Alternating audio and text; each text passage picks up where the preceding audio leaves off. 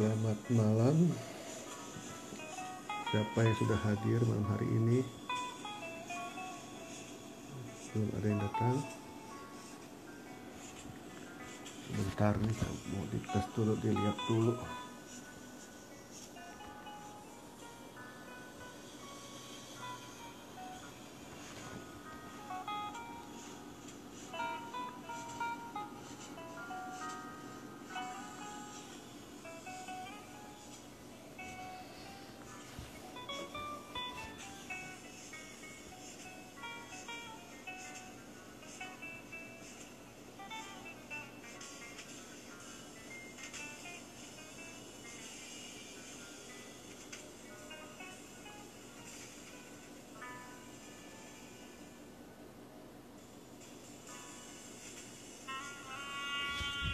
Apa ya?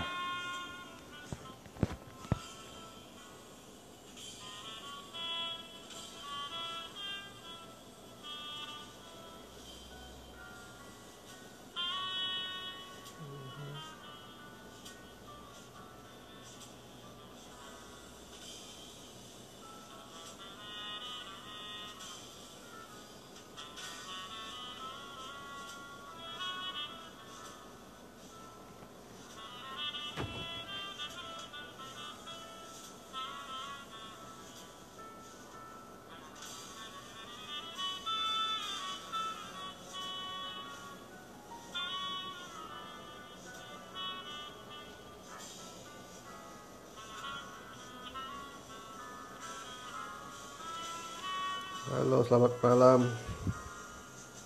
Alfian, Ame.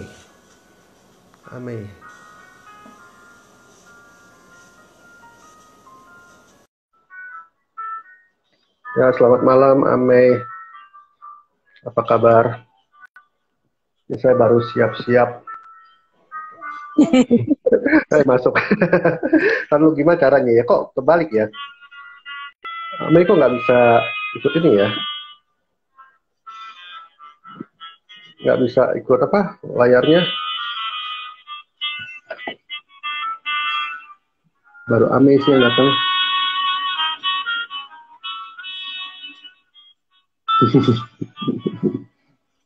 Nggak apa-apa, tampil aja Ame. Oke. Baru Ame sendiri loh.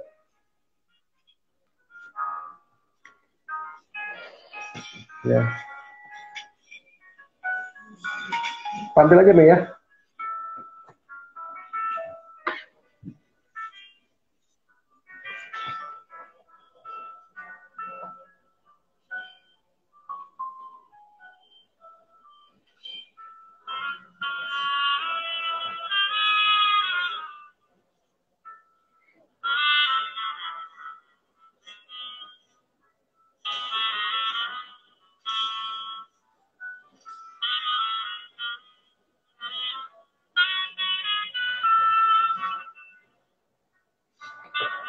Belum hadir Ame. Kita ngobrol aja dulu.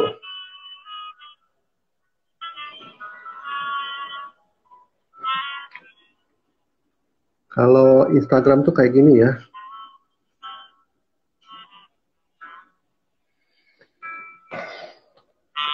Ya, malam ini saya mau bahas mengenai itu sih, mengenai apa? Ya udah, nggak apa-apa.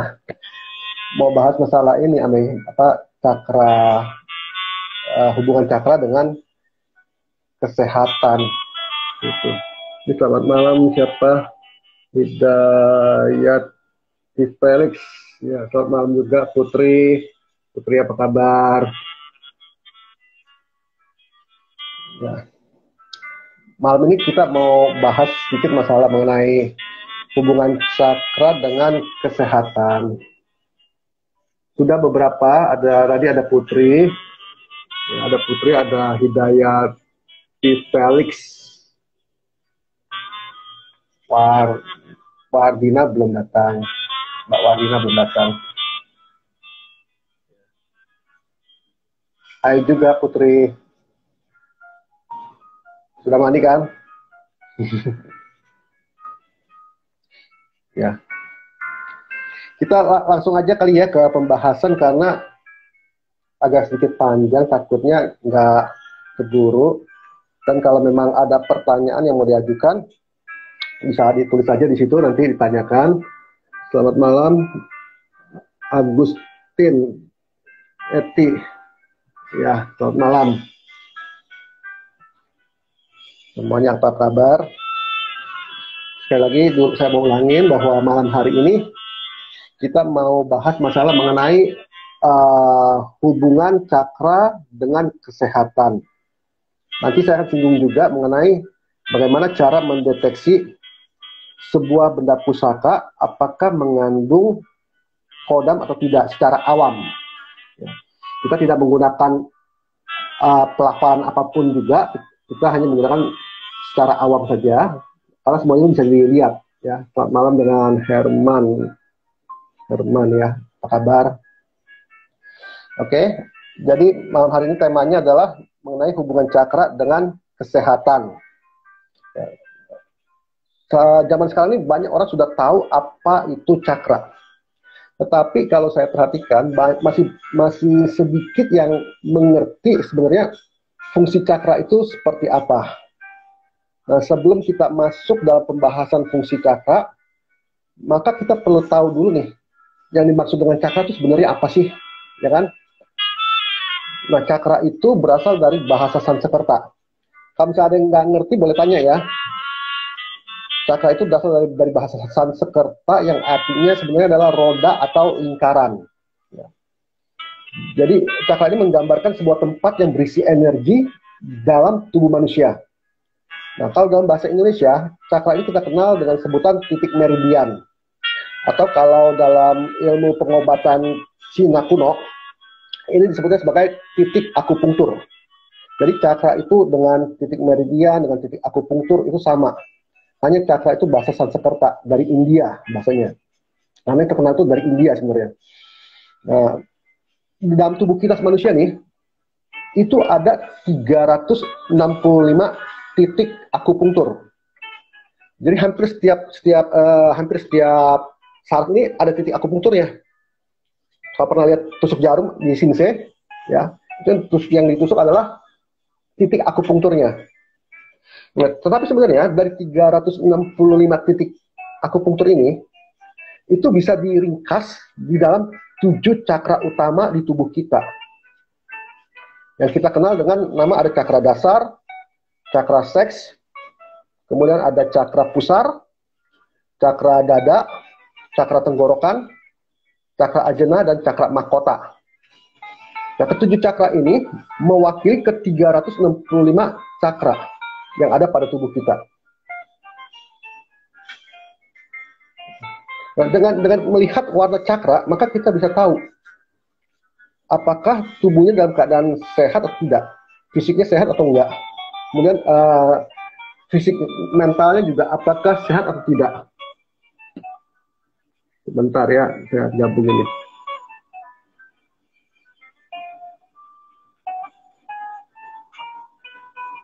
Halo, Amei.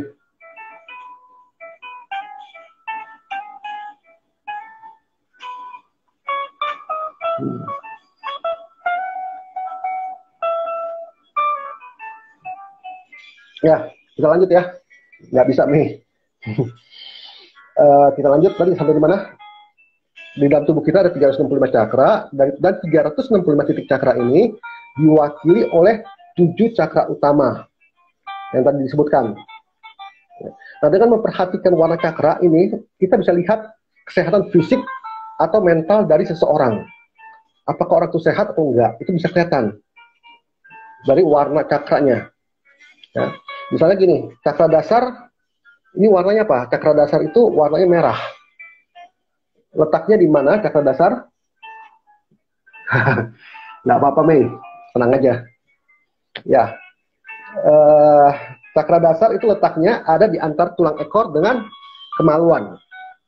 Ya, ini warnanya adalah merah. Cakra dasar ini warnanya merah. Jadi secara psikis, kalau cakra dasar orang ini nggak bagus, maka ini akan mempengaruhi tingkatan emosi dari seseorang itu. Kalau cakranya nggak bagus, cakra dasarnya nggak bagus, biasanya orangnya akan lebih mudah untuk meledak-ledak, ya, untuk mudah menjadi tiba-tiba menjadi sedih, gitu. Jadi emosinya labil. Kalau orang yang cakra dasarnya nggak bagus, emosinya akan labil secara mental, gampang moody, ya. Baru kena masalah sedikit cepat putus asa. Bahkan banyak orang yang akhirnya bunuh diri. Kenapa begitu? Karena cakra dasarnya nggak bagus. Cakra dasarnya tidak sehat, tidak seimbang. Itu dari segi mental. Lalu kemudian dari segi fisik ya. Cakra, halo Elita, selamat bergabung Elita, Mbak Elita. Ya, jadi cakra dasar itu berhubungan dengan bisa seperti kena wasir ya. Kalau misalnya cakra dasarnya nggak bagus, itu bisa kena sakit wasir, obesitas, lalu kemudian mengalami pegel-pegel di pinggang, gangguan sendi pada kaki. Nah, jadi berkaitan dari pinggang ke bawah. Penyakit-penyakit pinggang ke bawah itu biasanya diakibatkan oleh cakra dasar yang nggak sehat. Nah, terus apa yang bisa dilakukan jika orang yang cakra dasarnya kurang sehat? Apa yang bisa kita lakukan? Yang pertama, itu adalah berjemur matahari. Jemur matahari itu sangat bagus sekali. Ya. Tuhan sudah mengaruniakan obat yang paling mujarab buat manusia. Dan nggak usah bayar. Namanya itu matahari. Dari matahari itu banyak sekali khasiat, banyak sekali fungsi yang bisa, keuntungan buat tubuh kita tuh banyak sekali yang bisa kita dapat dari matahari. Salah satunya adalah begini, matahari bisa membuat kita semangat lagi. Kalau kita lagi bete nih, moodnya lagi hilang gitu kan, lagi sedih gitu ya, jemur matahari jam 9 sampai jam 10. Moodnya akan kembali, semangatnya akan kembali. Karena matahari akan memberikan energi. Lalu yang kedua, keuntungan dari matahari apa? Matahari itu membantu vitamin D yang ada pada tubuh untuk bekerja dengan baik, sehingga memperkuat tulang dan memperbaiki persendian. Nah, yang buat susah tidur karena banyak pikiran ya, matahari itu bagus. Jadi matahari itu bisa membuat kita tidur nyaman, tidur nyenyak pada malam harinya. Nggak usah lama-lama berjemur matahari gitu. Nah, kita nggak perlu takut hitam. Sehari cukup, kalau yang warna kulitnya putih atau coklat, itu cukup 15 menit sehari. Kecuali kalau yang kulitnya warnanya hitam ya. Kalau hitam itu kenapa? Karena dia pigmennya banyak. Pigmen itu menghalangi cahaya matahari untuk masuk dalam tubuh kita. Nah, orang yang pigmennya lebih banyak, yang warna kulitnya hitam, itu lebih baik berjemurnya agak sedikit panjang. Kalau biasanya 15 menit, maka dia harus 20 menit. Paling tidak 20 menit. Ya. Dan jam yang terbaik untuk jemur matahari adalah jam 9 sampai jam 10 pagi. Itu yang paling baik. Karena ultraviolet itu kan ada ultraviolet A, ada ultraviolet B. Kalau ultraviolet A itu jangkauannya pendek. Tapi kalau ultraviolet B itu jangkauannya panjang. Nah, ultraviolet B kita tahu dari mana? Kalau matahari itu masuk tembus ke rumah, sampai tembus ke rumah, itu adalah ultraviolet B. Nah, itu yang bagus. Termasuk insomnia juga berjemur. Ya, bisa juga dengan berjemur. Insomnia itu bisa banyak faktor, ya kan? Karena banyak pikiran, orang bisa insomnia.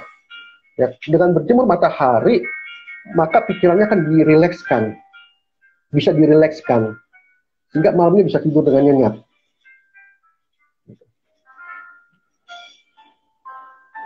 Selamat malam Panca Dijay. Selamat bergabung. Kita sedang membahas masalah cakra, hubungan cakra dengan kesehatan.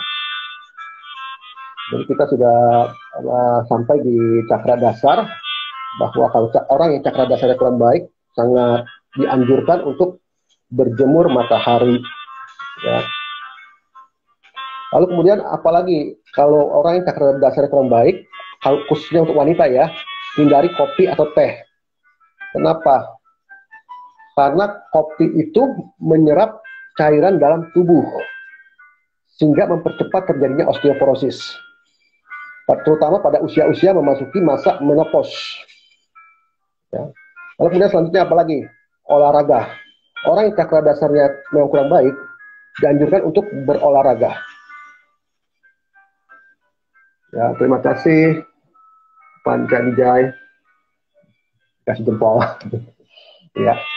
Ini saya agak miring nih, dia punya kameranya, nggak bisa lurus. Oke. Jadi perlu olahraga. Orang yang cakra dasarnya kurang baik itu perlu olahraga. Nah, olahraga akan memperkuat dan mempertebal massa otot dan tulang kita, gitu ya. Selain itu juga tentunya harus memperhatikan makanan yang kita konsumsi. Untuk memperkuat tulang, maka jenis makanan yang kita butuhkan adalah makanan-makanan yang mengandung banyak zat besi. Nah, apa aja makanan yang banyak mengandung zat besi? Nanti bisa cari sendiri di Google. Sekarang kan zamannya gampang ya. Mungkin salah satunya adalah bayam, ya kan? Bayam itu sangat bagus. Kalau tahu pernah nonton film Popeye, Popeye itu makan bayam, ya kan? Setelah dia makan bayam, tubuhnya jadi kuat. Nah, jadi bayam itu bagus untuk tulang kita. Ya. Ikan teri juga bagus untuk tulang kita. Nah, nanti kalau untuk makanan bisa searching di Google. Tapi yang saya mau kasih tahu tadi, kalau kita dasarnya kurang baik, alangkah bijaknya kalau kita sering-sering berjemur matahari, olahraga, ya. Lalu kemudian selanjutnya adalah cakra seks. Nah, cakra seks ini warnanya adalah jingga, posisinya ada di bagian perut bawah. Tahu kan perut bawah ya? Jadi kalau cakra seks kurang baik secara fisikis atau mental, biasanya akan membuat seseorang cenderung menjadi orang yang tidak mau peduli dengan keadaan. Halo Lena. Camah Gobel bertanya, berjemur matahari berapa lama? 15 menit cukupkah? Terus kalau minum teh atau kopi bolehkah sebulan sekali? Tentunya boleh ya. Dan berjemur matahari itu tadi tergantung warna kulit. Kalau kulitnya putih dan coklat 15 menit cukup. Tetapi kalau kulitnya hitam kayak misalnya siapa yang kulit hitam, orang negro gitu ya. Nah, itu kulitnya hitam banget tuh. Kenapa? Itu karena dia pigmennya banyak. Pigmen menghalangi sinar matahari masuk dalam kulit. Makanya orang yang kulitnya gelap, dia harus berjemur matahari lebih lama. Kalau misalnya yang kulitnya coklat atau putih itu cukup 15 menit, maka orang yang kulitnya hitam, dia harus paling tidak 20 menit sampai 30 menit supaya masuk sinar mataharinya. Begitu. Dan jam yang terbaik adalah jam 9 dan jam 10 pagi. Itu yang terbaik. Halo Lena. Terus kemudian apakah boleh minum kopi atau teh sebulan sekali? Boleh. Ya. Tentunya boleh lah, nggak dilarang, asal sehari segelas sebenarnya cukup bagus, ya kan? Nanti saya akan menjelaskan. Sebenarnya kopi itu nggak apa-apa, cuma kopi itu kan menyerap cairan dalam tubuh. Nah kalau kita minum kopi, maka cairannya harus tambah, minumnya harus tambah. Untuk apa? Untuk melunasi kekurangan yang disedot oleh kopi tadi, gitu loh. Nanti saya akan jelaskan lagi mengenai kopi. Ya. Nah sekarang kita lanjut ke cakra seks. Jadi cakra seks itu kalau secara fisikis, kalau dia kurang bagus, kurang seimbang, maka akan membuat seseorang itu menjadi orang yang tidak peduli, gitu loh. Orang yang masa bodoh, ya, cenderung egois orangnya. Lalu kemudian kasar dan berpikiran negatif. Kan ada tuh orang tuh, kalau ngomong tuh selalu negatif, gitu, nggak pernah positif, ya kan? Selalu ngejelekin orang, kalau ini selalu mencela orang. Nah itu karena cakra seksnya nggak bagus. Nah, bisa juga mengalami penyimpangan seksual. Tapi jika cakra seks orang itu bagus, maka dia cenderung akan memiliki pikiran yang lebih positif. Tidak suka curigaan. Dan juga memiliki tingkat kepercayaan diri yang tinggi. Nah, sedangkan secara fisik, orang yang cakra seksnya kurang bagus, dia akan mengalami gangguan di sekitar alat reproduksinya. Ya, bahkan bisa menimbulkan sakit prostat buat yang cowok. Yang cewek biasanya akan menjadi apa? Frigid. Frigid itu dingin, ya kan? Dalam hal seks dia dingin, beku. Nah, itu frigid. Itu karena apa? Karena cakra seksnya nggak bagus. Gitu. Lalu kemudian bahkan bisa menimbulkan hiperseks juga, ya. juga bisa mengalami gangguan dalam sistem kandung kemih. Bahkan bisa terjadi gangguan dalam masalah ginjalnya. Tetapi jika cakra seksnya bagus secara fisik, dia akan memiliki hubungan seks yang normal. Ya. Lalu kemudian bagaimana cara mengatasinya kalau orang yang cakra seksnya kurang begitu baik? Misalnya dalam hal seks, kalau sampai frigid begitu, maka kita harus cari suasana yang baru, ciptakan komunikasi yang baik, gitu. Ya, ambil waktu berduaan, ya. Jadi cari suasana-suasana yang baru yang bisa menyegarkan lagi, gitu. Lalu kemudian banyak minum air putih, ya. Nah, minum juga nggak boleh kurang, nggak boleh berlebihan. Kenapa? Karena bisa merusak ginjal. Orang kurang cairan, ginjalnya akan rusak. Tetapi jikalau dia kebanyakan minum, juga ginjalnya bisa rusak. Contohnya begini, kalau sebuah ruangan, ini kapasitasnya hanya untuk 50 orang, lalu kemudian dimasukkan 100 orang. Yang terjadi apa? Jebol ruangannya, betul nggak? Nah, begitu juga dengan ginjal. Ginjal kita kapasitasnya misalnya cuma 1,5 liter, lalu diisi 3 liter, jebol. Atau kalau misalnya kapasitasnya 1,5 liter, tapi diisi cuma 1 liter, juga pasti akan jebol. Jadi minum itu harus sesuai dengan kapasitas. Dan masing-masing orang memiliki kapasitas yang berbeda. Ya. Tentunya mobil sedan, kapasitas tangki bensinnya akan berbeda dengan mobil tronton atau truk. Ya kan? Tronton atau truk kapasitasnya pasti lebih besar. Kenapa? Karena bodinya lebih besar. Nah, gitu gambaran manusia kira-kira. Kalau dia punya badan lebih besar, otomatis kapasitasnya itu lebih besar daripada orang yang lebih kurus, ya kan? Misalnya begini, makanya kan ada rumusan itu, berat badan dibagi 30, ya, boleh catat nih, berat badan dibagi 30 itu sama dengan kapasitas liter per hari yang harus kita minum.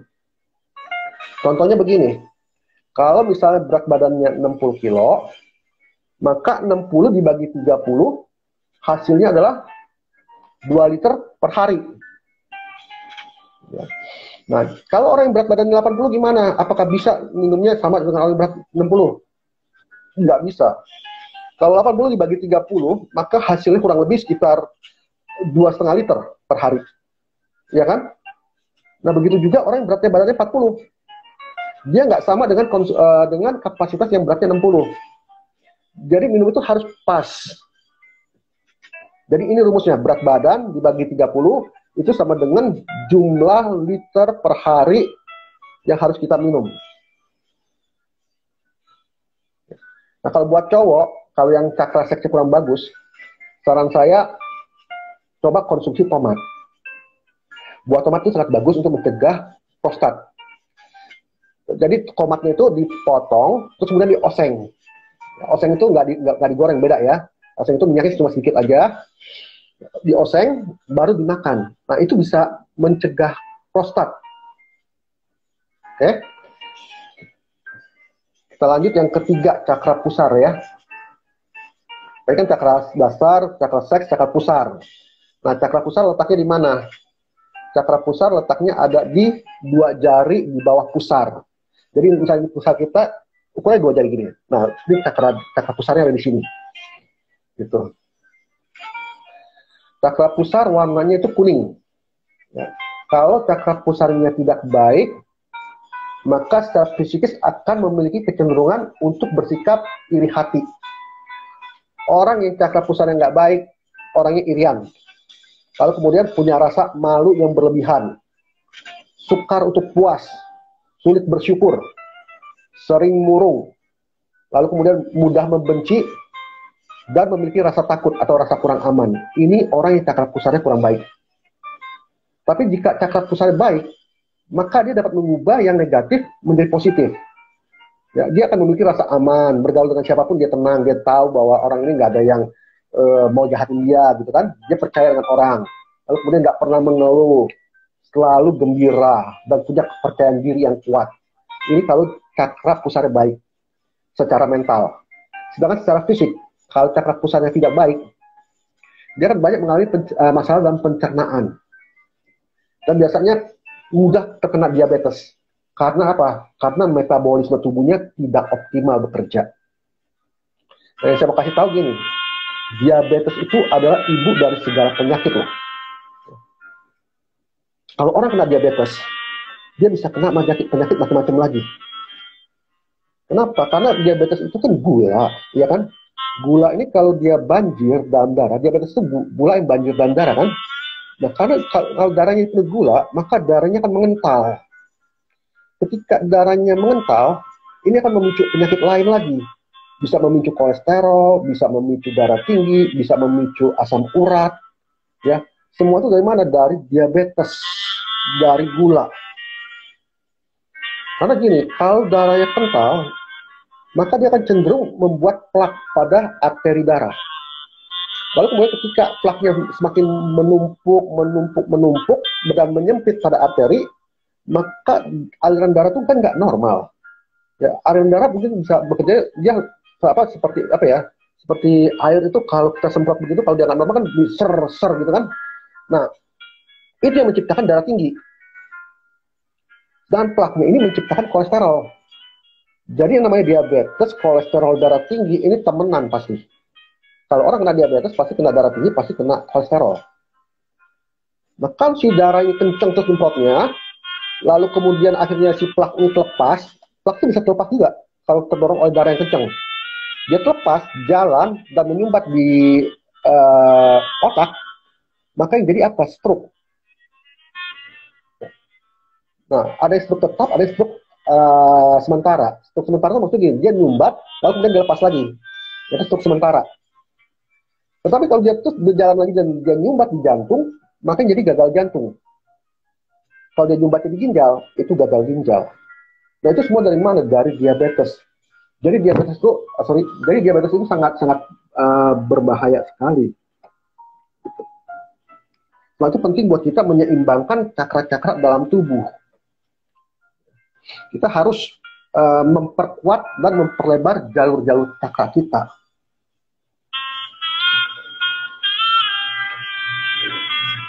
Jadi kalau saya boleh cerita begini nih, mulanya diabetes ya, terjadinya diabetes. Tubuh ini kan perlu gula. Waktu kita makan, gula masuk, ya kan? Nah, gula ini dibawa kemana? Dibawa oleh siapa? Gula dibawa oleh sel. Bentuk sel seperti ini, ya. Nah, tapi sel ini kan tertutup. Supaya gula bisa masuk dalam sel, maka perlu kunci untuk dibuka. Kuncinya dari mana? Dari insulin. Orang yang diabetes produksi insulinnya sangat kurang, ya kan? Nah, ketika insulin masuk di pintu sebelah sini, dia akan terbuka di sini, gula masuk. Nah, ketika gula masuk, maka sel akan membawa gula ke otot, sehingga terjadilah energi untuk kita bergerak, bekerja. Sebagian nggak ditaruh di otot, sebagian dimasukin mana? Sebagian dimasukin ke hati. Untuk apa? Cadangan devisa. Kalau tubuhnya kurang gula, hati akan menyuplai, gitu. Nah, kalau dia kekurangan insulin, maka gulanya nggak bisa masuk banyak di sel, ya kan? Ini yang disebut dengan banjir gula. Ini yang disebut dengan diabetes, gitu. Nah, ketika puasa kan pernah ya puasa ya. Waktu puasa itu kan saat-saat pertama tuh lapar gitu kan, lapar terus kemudian lemas, nggak ada tenaga. Kok tiba-tiba rasa kenyang lagi, ya kan? Kok tiba-tiba bisa ada tenaga lagi? Dari mana? Itu adalah gula yang disimpan oleh cadangan hati. Tubuh tahu, ketika darah kita kurang gula, tubuh tahu. Maka tubuh akan ketok hati. Hati, keluarin cadangan devisanya. Maka hati akan membuka pintu kasnya. Keluarlah gula. Makanya itu, ketika kita puasa tidak makan, awalnya lapar. Tapi kemudian bisa kenyang lagi. Karena apa? Karena hati menyuplai gula. Tetapi kalau orang nggak makan-makan, maka gulanya akan habis. Ototnya menyusut, hatinya akan rusak. Gitu. Makanya kenapa orang bisa kurus kalau nggak makan? Karena ototnya tidak mendapat gula dan sel. Nah, begitu juga dengan diabetes. Kenapa bisa diabetes? Karena itu banjir gula, ya kan? Orang Indonesia, khususnya orang Jawa, maaf nih orang Jawa nih, ya maaf deh. Orang Jawa itu paling tinggi kena diabetes. Kenapa? Minumannya manis, makanannya manis, mbak-mbaknya manis, ya kan? Nah, makanya banyak kalau di survei orang Jawa lebih tinggi tingkat diabetesnya dibandingkan orang-orang dari daerah lain. Dan pagi pisang goreng, pisangnya bagus, gorengnya nggak bagus. Pisangnya dibungkus tepung, tepung itu mengandung gula, mengandung karbohidrat. Sedangkan pisang sendiri sudah mengandung gula, walaupun bukan glukosa, ya kan? Tapi itu tetap gula. Lalu kemudian temenin sama apa? Sama teh, sama kopi. Teh sama kopinya nggak apa-apa. Yang nggak beres itu kan temennya, ya kan? Temennya siapa? Gula. Kalau minum kopi kan pakai gula lagi, pakai minum teh pakai gula lagi. Terus siang makan nasi, nasinya sepiring munjung gitu kan? Padahal nasi itu mengandung karbohidrat dan gula tinggi. Nah, akhirnya gula itu masuk terus dalam tubuh. Bisa dihitung sehari berapa gram yang masuk dalam tubuh kita gula itu. Padahal tubuh kita kalau menurut Menteri Kesehatan nih, itu hanya butuh sekitar 50 gram, 40 sampai 50 gram gula per hari.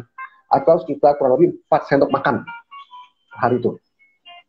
Tetapi kita jujur aja konsumsi gula jauh lebih tinggi luar Indonesia. Makanya diabetes ini sangat berbahaya. Sebab itu kalau tidur pun jangan terlalu larut. Kenapa? Karena orang yang tidur larut pasti malamnya makan lagi kebanyakan. Ya kan? Karena begini, tubuh itu mencerna 6 jam sekali. Enzim keluar membakar makanan di dalam pencernaan itu 6 jam sekali. Jadi jam 6 makan, jam 12 pasti lapar. Karena udah kosong. Jam 6 sore lapar lagi. Nah kalau dia tidurnya malam, jam 12 malam sudah lapar lagi, makan lagi. Ya kan? Jam 1 dia tidur. Itu gula tidak tercerna dalam perut. Makanya kenapa orang yang makan langsung tidur itu pasti gemuk. Karena gulanya tidak tercerna dengan baik. Gitu. Ya. Oke. Kemudian yang keempat. Yang keempat ini cakra jantung atau cakra dada.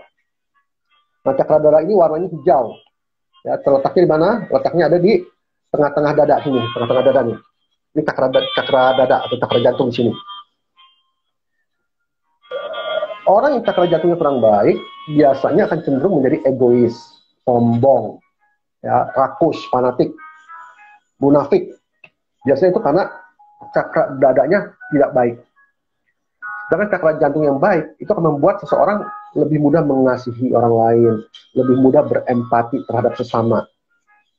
Sedangkan kalau secara fisik, cakra jantung yang tidak baik akan membuat seseorang cenderung menjadi kurang sehat jantungnya, mudah mengalami masalah dengan paru-parunya, ya, sehingga cenderung kena penyakit asma atau TBC, ya kan?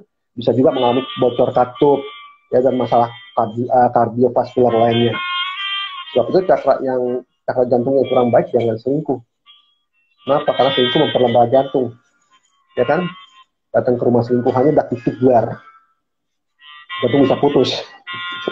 Nah itu, jadi hati-hati dengan yang cakra dadanya kurang baik. Ya, jangan merokok. Kalau saya anjurkan jangan merokok kalau cakra jantungnya kurang baik. Dan kemudian olahraga itu akan memperkuat otot-otot jantung. Ya. Selanjutnya yang kelima itu adalah cakra tenggorokan. Cakra tenggorokan itu letaknya di sini. Ini cakra tenggorokan. Dan warnanya adalah biru. Nah, kalau cakra tenggorokan yang nggak baik, maka cenderung dia akan sulit untuk menjalin hubungan dengan sesama. Kenapa? Karena dia sulit untuk berbicara. Orangnya tertutup. Ini orang yang cakra tenggorokannya kurang baik. Tapi kalau cakra tenggorokannya baik, dia mudah bergaul. Dengan siapa saja dia bisa bergaul. Karena dia bisa mengekspresikan perasaannya. Gitu. Lalu kemudian kalau secara fisik cakra tenggorokan yang kurang baik, itu akan membuat masalah dalam sekitar tenggorokan. Terus kemudian masalah pendengaran, lalu kemudian masalah di bagian leher, bahu, dan lengan. Ya biasanya gini, kalau orang yang cakra, halo Putri, Putri. Kalau orang yang cakra tenggorokannya kurang baik, biasanya sering kaku leher, pegel leher kaku, di lengan-lengannya juga suka pegel-pegel gitu ya. Itu karena cakra tenggorokan tidak baik. Nah ini bisa diperbaiki nggak? Bisa. Nanti saya akan kasih tahu caranya. Tapi secara fisik, jadi secara fisik itu tadi ya, Bisa juga tiroid loh. Orang yang cakra tenggorokannya kurang baik ini bisa menyebabkan tiroid. Sebab itu jangan kekurangan yodium. Lalu kemudian yang keenam, kita cepat ya. Yang keenam adalah cakra ajena. Cakra ajena letaknya di mana? Cakra ajena itu letaknya di antara kedua mata di sini, pas di tengah sini. Ini cakra ajena. Ya, adanya di sini nih. Nah, cakra ajena ini warnanya adalah warna nila atau warna indigo. Cakra ini bersifat ke arah intuitif. Agustin, apakah termasuk radang amandel? Ya. Cakra tenggorokan bisa mempengaruhi di amandel, radang. Nah, saya mau kasih tahu, kalau radang, kalau makan obat tradisional, itu bisa bawang putih. Bawang putih dikunyah. Tapi jangan dikunyah begitu aja, pedes. Ya. Jadi bawang putih itu dikunyahnya dengan bagaimana? Pakai daun kemangi. Atau daun mint. Ya, daun mint juga bagus. Jadi itu mengalahkan baunya bawang putih dan mengurangi pedasnya bawang putih. Gitu. Jadi kalau mau secara alami, secara bahan-bahan alami untuk menghilangkan radang itu bagus bawang putih. Ya, bawang putih itu bersifat antibiotik juga dia. Lalu kemudian cakra, kita sambung ya, ke cakra ajena ya. Cakra ajena itu berhubungan dengan masalah-masalah intuisi, intuitif. Orang yang cakra ajenanya kurang baik, biasanya kurang bisa berespon dengan cepat. Kadang-kadang kan kita kalau ketika memutuskan sesuatu, itu butuh kecepatan. Dan kadang-kadang nggak bisa berpikir lagi. Nah, orang yang cakra ajenanya kurang baik, intuisinya dia nggak matang. Sehingga setiap keputusan yang diambil akan salah. Bahkan terkadang dia akan stuck, dia bingung. Apa yang mau dilakukan gitu loh. Sama-sama, Agustin. Apa ini? Kalau tiroid gimana? Ya, kalau tiroid itu karena kekurangan yodium biasanya. Makanya jangan kekurangan yodium. Ya. Kita lanjut dulu ya. Jadi lalu kemudian ya kalau cakra apa nih? Kebetulan di cakra ajena seminggu yang lalu kira-kira 2 atau 3 hari berturut-turut itu gerak-gerak atau dut-dut. Kenapa ya? Nah, saya mau tanya dulu, bermeditasi nggak? Kalau bermeditasi bisa jadi itu karena ada sumbatan energi. Energinya nggak bisa keluar, gitu. Makanya seperti ada endut-endutan ya, dia mendorong, ya. Itu terus saja meditasinya makanya perlu grounding. Nanti saya jelaskan nanti. Nah, ini tapi waktunya terbatas loh, ini tinggal 20 menit lagi cukup ya. Nanti saya akan jelaskan mengenai meditasi. Oke, sampai di mana tadi ya? Oke. Ya, jadi orang yang cakra ajenanya kurang baik, dia juga biasanya akan banyak pikiran. Ya, dia kan lebih mudah tertekan pikirannya, gitu. Ya. Kebetulan lagi belajar meditasi. Oke, berarti itu ada kesalahan dalam meditasinya. Sebentar saya akan bahas ya. Nanti saya akan bahas, saya akan kasih tahu. Kita lanjut dulu ya, cakra ajenanya. Jadi, sampai mana tadi ya? Saya lupa deh. Oke, cakra ajena itu biasanya orang yang cakra ajenanya kurang baik, orangnya akan kurang kreatif dan kurang imajinatif, gitu loh. Ya, jadi nggak, kalau dia kerja, bisa kerja nih, kalau harus lurus, ya dia kan lurus aja ngikutin gitu loh. Padahal kalau misalnya kita belok kanan itu bisa lebih singkat jalannya, tapi dia nggak bisa lihat ke situ. Dia pokoknya lurus aja gitu loh. Kenapa? Karena dia kurang imajinatif, kurang kreatif, gitu. Itu kalau cakra ajenanya kurang baik. Lalu juga sering mengalami mimpi buruk, ya kan? Nah, kalau orang yang cakra ajenanya kurang baik, itu perlu meditasi. Ya, lalu kemudian kurangi makanan yang mengandung fluoride. Fluoride ini mengganggu cakra ajena. Nah, apa saja makanan yang mengandung fluoride, nanti searching sendiri di Google. Banyak gitu. Ya, Google sekarang enak lah cari informasi di Google ya. Lalu kemudian sekarang kalau kita tinjau secara fisik, orang yang cakra ajananya kurang baik cenderung mengalami terserang sakit kepala atau migrain. Ya. Jadi orang yang lebih baik jangan terlalu banyak melihat kayak sinar-sinar gitu ya, karena itu kan semakin memperparah. Selanjutnya yang terakhir adalah cakra mahkota. Ya. Nah, posisi cakra mahkota itu ada di mana? Cakra mahkota itu ada di ubun-ubun sini, ya, ubun-ubun kepala. Jadi antara cakra mahkota dengan cakra ajna itu letaknya sama di batang otak, gitu. Nah, warna cakra mahkota adalah ungu atau violet. Nah, kalau cakra mahkota kurang baik, maka cenderung akan membuat seseorang menjadi lebih mudah depresi, gitu. Nah, selain itu juga bisa membuat orang itu menarik diri, yang nggak mau bergaul. Ini kenapa? Karena cakra mahkotanya kurang baik. Nah, saya mau kasih tahu juga, depresi atau stres itu bapak dari segala penyakit loh. Kalau tadi kan ibu segala penyakit apa diabetes, bapaknya siapa? Depresi, stres. Ini juga biang penyakit loh. Kenapa? Karena saat kita depresi, saat kita stres, apalagi sekarang nih, lagi banyak zamannya COVID-19 ya kan, banyak orang panik, stres. Ini justru nggak boleh seharusnya. Kenapa? Karena ketika kita stres, depresi, sel darah putihnya melemah. Ya, padahal Tuhan kasih kita badan ini, sel darah putih buat apa? Buat tentara dalam tubuh kita untuk membunuh virus dan bakteri yang masuk. Tapi karena stres, sel darahnya lemah, sel darah putihnya lemah, berkurang.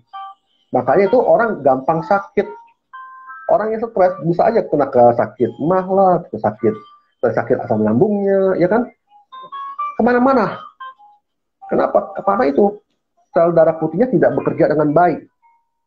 Jadi sebab itu usahakan jangan stres. Dan caranya gimana? Lakukan meditasi relaksasi. Meditasi relaksasi itu seperti apa? Meditasi relaksasi itu begini. Kita perlu tahu dulu arti dari meditasi ya. Kita perlu tahu arti meditasi. Meditasi itu artinya sebenarnya perenungan. Merenung. Fokus. Ya kan?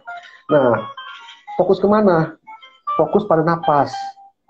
Pada saat kita rasakan waktu tarik napas, kita rasakan waktu buang napas. Ini akan merilekskan kinerja saraf-saraf bagian otak kita. Jadi kalau kita banyak tekanan, lakukan meditasi relaksasi terlebih dahulu. Gitu. Lalu kemudian apa lagi? Kalau orang yang cakra mahkota yang kurang baik, lakukan perbanyak ibadah, perbanyak berdoa, belajar berserah sama Tuhan, belajar membuka diri, menerima diri, belajar untuk memaafkan. Ini akan mengurangi. Ya.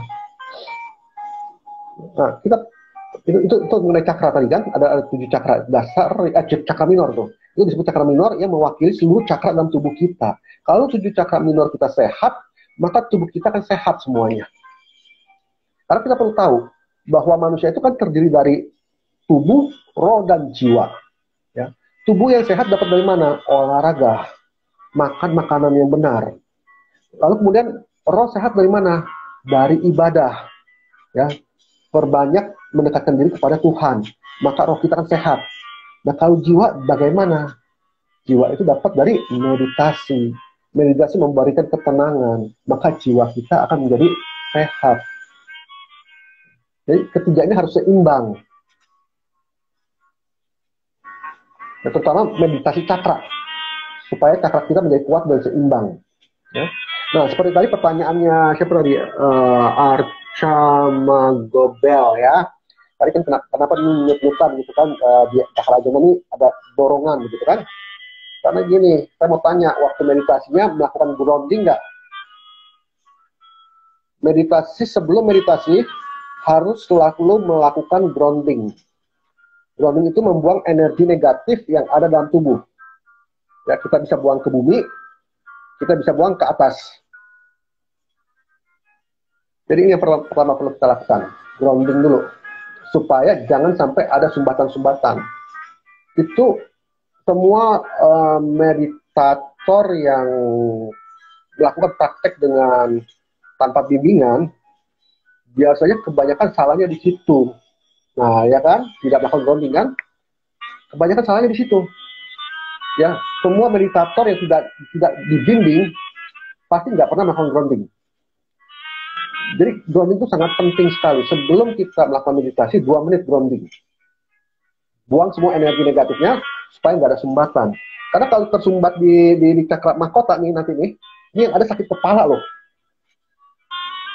Kalau tersumbatnya di cakra aja, nah itu tadi nyut-nyutan. Kalau cakra tenggorokan yang tersumbat, ini panas tenggorokan. Kalau cakra dada, itu bisa kesemutan. Rasanya seperti kesemutan melebar gini. Melebar kesemutan, semua dada. Nah, seperti itu. Makanya jangan lupa selalu grounding. Lalu kemudian yang kedua, yang perlu meditator tahu nih. Yang kedua adalah saya meditasi ikut YouTube. Oke. YouTube-nya itu mengajarkan grounding nggak? Gitu. Ya. Karena kadang-kadang YouTube itu dia langsung step apa maksudnya? Langsung start. Ya, langsung meditasi. Padahal groundingnya belum dilakukan gitu loh. Nah, ini salah. Jadi ingat tuh, grounding pertama. Yang kedua, meditator perlu tahu apa? Kurangin makan daging. Ya. Seorang meditator yang baik akan mengurangi makan daging. Dia akan memilih makanan-makanannya yang sehat. Kenapa? Karena daging ini mengandung energi negatif. Saya kasih contoh. Usus manusia itu panjang loh. Kalau ditarik bisa berapa puluh meter. Panjang sekali. Sama seperti usus binatang herbivora. Beda dengan binatang karnivora yang pemangsa. Ya, kenapa? Karena kalau binatang pemangsa, dia diciptakan Tuhan beda. Enzimnya ini juga beda, ketajaman enzim di tenggorokannya nih. Ketika makan punya, ya kan itu kan mengeluarkan liur tuh. Liur itu mengandung enzim, mengandung asam. Nah, binatang pemangsa asamnya lebih tajam sehingga dia bisa mengunyah dengan sempurna. Ketika daging itu masuk dalam pencernaan, karena usus dia nggak panjang, maka daging itu akan segera diolah dan dibuang kembali keluar. Tapi kalau manusia beda, manusia ini ususnya panjang loh. Kemudian kedua, enzimnya beda. Maka ketika makan daging, kita nggak bisa punya dengan sempurna. Masuk ke dalam usus. Nah, ini perlu diolah lagi dalam perjalanan yang panjang. Kalau berdasarkan pengetahuan, itu kurang lebih 3 hari, daging yang kita makan hari ini, 3 hari kemudian, itu baru keluar loh. Nah, bayangin tuh. 3 hari di dalam perut, apa yang terjadi? Dagingnya busuk. Busuk dia sudah menjadi racun.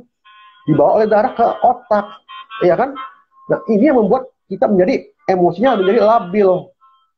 Perhatikan, orang pemakan daging, emosinya lebih tinggi daripada orang pemakan sayuran.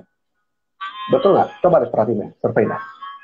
Orang yang makan daging, biasanya emosinya lebih cepat naik, lebih cepat meledak dibandingkan orang yang konsumsi sayuran. Karena apa? Karena daging itu negatif. Jadi, makanya saya sarankan kalau memang kita mau meditasi, pertama, lakukan grounding. Kedua, pilih makanan. Ya, kurangin makanan daging. Ini tidak baik untuk seorang meditator.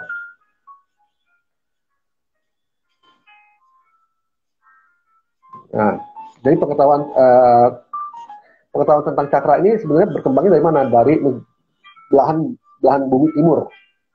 Barat ini belum menerima waktu itu. Tapi sekarang Barat mulai mengakui bahwa cakra itu ada. Kenapa? Barat tidak bisa terima. Karena cakra itu nggak kelihatan kok. Ya, Barat itu kan lebih pakai logika. Cakra nggak bisa dilihat. Cakra cuma bisa dirasakan. Nah, lalu kemudian akhirnya mereka percaya, mereka terima, bahkan mereka menyelidiki tentang cakra, dan sehingga akhirnya mereka mendapatkan sebuah alat yang namanya video kirlian. Sorry, kenapa ya kadang saya kalau fokus tiba-tiba bisa dengar suara-suara. Pernah suara orang ngobrol kayak lagi bicara di kuping saya. Padahal jaraknya jauh, tak terlalu dekat. cuma kadang-kadang saja. Oke. Waktu meditasi itu biasanya kita menjadi lebih peka. Sebenarnya gitu, ya. Bahkan terkadang pintu dimensi akan terbuka. Karena kita bisa tiba-tiba merasa hening. Nah, waktu hening, kalau perasaan hening itu datang secara tiba-tiba, itu berarti sebenarnya posisi kita sedang dipindahkan nih ke portal gaib dimensi lain. Tapi nggak usah takut, diamin aja, ya, diamin aja. Nanti juga hilang sendiri itu. Yang penting fokus saja dengan meditasinya, itu ya. Makanya pertama, oh ya tadi saya lupa tuh. Sebelum meditasi, ingat ya. Pertama grounding, kedua jaga makanan, yang ketiga tidak boleh lupa, ini yang paling penting sebelum meditasi adalah doa. Berdoa ini sangat penting. Kenapa? Karena takut digodain. Ya kan? Nah, jadi makanya kita perlu doa, bikin pagar gitu loh. Bikin pagar dulu. Nah, setelah itu baru meditasi. Gitu ya. Jadi 3 ini nggak boleh lupa tuh, meditasi tuh. Nah, jadi saya cerita lagi nih. Dunia barat akhirnya terima mengenai cakra tuh. Lalu kemudian mereka selidikin dan akhirnya mereka bisa menemukan sebuah alat yang namanya video Kirlian. Saya lupa, saya nggak siapin situ. Video Kirlian seperti apa ya. Video Kirlian itu lebih detail mengukurnya. Cakra kita bisa terbaca. Berapa persen gitu kan. Auranya juga bisa terbaca. Bisa terdeteksi semua dengan video Kirlian. Karena cakra itu nggak bisa dilihat oleh mata fisik. Saya kadang-kadang bingung kalau ada orang bilang, oh cakra kamu, cakra seksnya sekian persen, cakra dasarnya sekian persen, cakra pusarnya sekian persen. Saya mau tanya itu sebenarnya hitungannya dari mana gitu loh. Rumusan matematikanya apa? Ya, mata nggak bisa lihat cakra itu. Kenapa? Karena cakra itu letaknya ada di tubuh eterik loh. Di tubuh cahaya. Bukan tubuh fisik. Ya, gimana bisa ngukurnya gitu loh. Tapi kalau dengan video Kirlian, itu bisa masuk, bisa terukur. Karena video Kirlian ini sama seperti ultrasound ya kan. Kalau ultrasound itu mengukur bagian dalam tubuh fisik kita. Tetapi kalau video Kirlian, itu dia mengukur tubuh cahaya kita, tubuh gas kita. Nah, apa sih tubuh gas? Nanti saya akan jelaskan apa itu tubuh gas. Tapi waktunya tinggal 5 menit nih, nggak ke Uber nih kayak ini. Saya mau lompat aja nih. Ya, jadi tubuh manusia itu ada 2 sebenarnya, ada tubuh fisik dan tubuh cahaya atau tubuh bioplasmik. Ya, bio itu apa? Bio itu artinya hidup atau kehidupan, plasma itu artinya plasma. Nah, plasma ini bukan plasma darah, beda ya. Saat meditasi, padahal konsentrasi.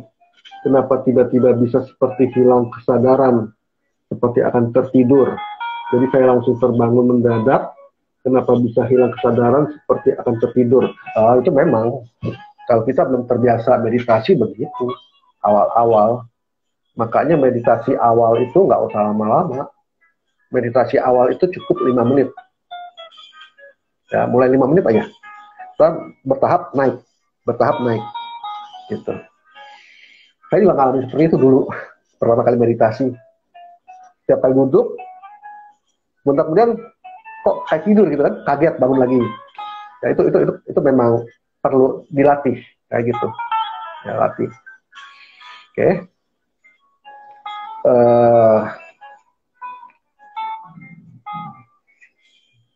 Ini tinggal 5 menit nih.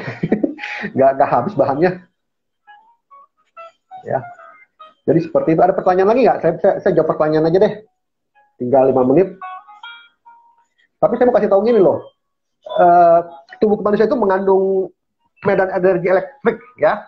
Kalau saya paling janji mau kasih tahu gimana cara kita mengecek sebuah benda pusaka apakah mengandung gaibnya atau enggak. Caranya gini, gosok tangan dengan kencang sampai panas, lalu kemudian arahkan ke benda pusakanya. Kalau terjadi sensasi seperti tarik menarik atau dorong mendorong atau panas atau dingin atau apa aja, berarti benda itu punya mengandung gaib. Tapi kalau nggak ada, itu nggak. Kenapa? Karena tubuh kita waktu gosok panas ini mengandung magnet. Nah, makhluk itu dia juga mengandung magnet. Makanya terjadi sebuah gesekan ketika kita arahkan gitu ya. Oke, saya pikir ada pertanyaan lagi nggak sebelum saya tutup? Kayaknya waktunya nggak keburu karena Instagram ini kan cuma 1 jam nih. Kita sudah 1 jam kurang 3 menit. Jadi seperti itu ya tadi ya, Agustin Ertin.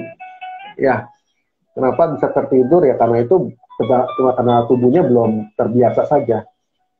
Makanya kalau meditasi itu coba mulai dari 5 menit dulu aja, nggak usah dipaksakan gitu. Nanti mulai ditingkatkan. Dan kadang-kadang musik meditasi itu juga membantu kita loh untuk lebih aware, gitu. Kadang-kadang saya kalau meditasi juga disertai dengan musik. Oke, terima kasih sama-sama juga ada Magobel. Ya, cuma mau bilang makasih, infonya bermanfaat buat saya. Terima kasih juga kalau sudah hadir, sudah menemani saya malam hari ini di Instagram. Ya, mudah-mudahan semua juga dapat manfaatnya dari ini. Nanti kapan-kapan mungkin kita bisa sambung lagi di pertemuan yang akan datang membahas mengenai cakra lebih jauh lagi mengenai aura, karena kita belum masuk di auranya tuh. Karena saya pikir tadinya cakra ke aura, karena aura dengan cakra ini mempunyai hubungan. Ya, nanti kapan-kapan kita akan bahas masalah aura juga. Oke, Agustin, makasih banyak infonya. Siap belajar meditasi. Oke, sama-sama. Mudah-mudahan bisa lanjut meditasinya dan bisa terbuka ya. Saya juga mau kasih informasi mengenai meditasi ya. Makanya tubuh kita ada yin dan yang. Nanti juga belum dibahas. Sebenarnya banyak sekali di sini, tapi waktunya nggak keuber. Maaf ya teman-teman ya. Nanti kita jumpa lagi di waktu yang akan datang. Kita akan bahas lebih lanjut lagi ya. Oke, terima kasih semuanya. Selamat malam.